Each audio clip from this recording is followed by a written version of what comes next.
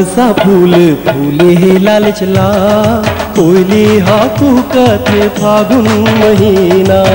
बरसा फूल फूले हे लाल चला, कोयली हाकू कथे फागुन महीना।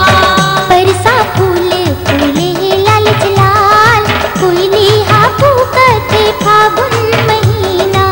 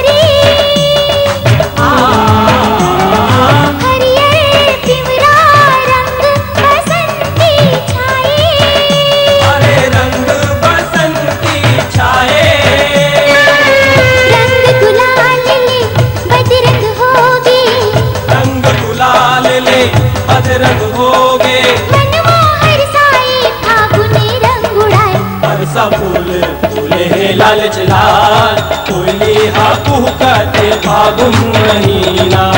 बरसा फूल फूले हे लाल लाल, कोयली हाकू कथे फागुन महीना।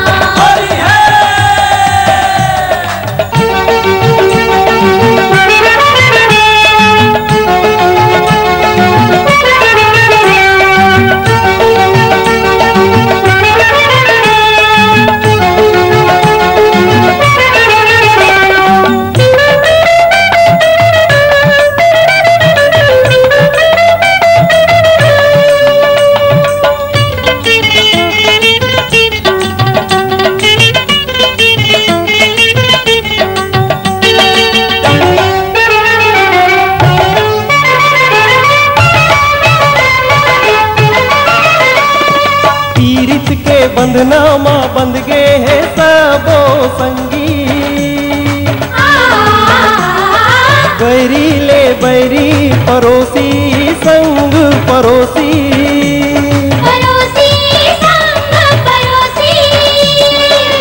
छोटे बड़े छोटे छाती में लगाए, छोटे बड़े छोटे छाती में लगाए। जोड़ी संग जोड़ी गोरी संग गोरी।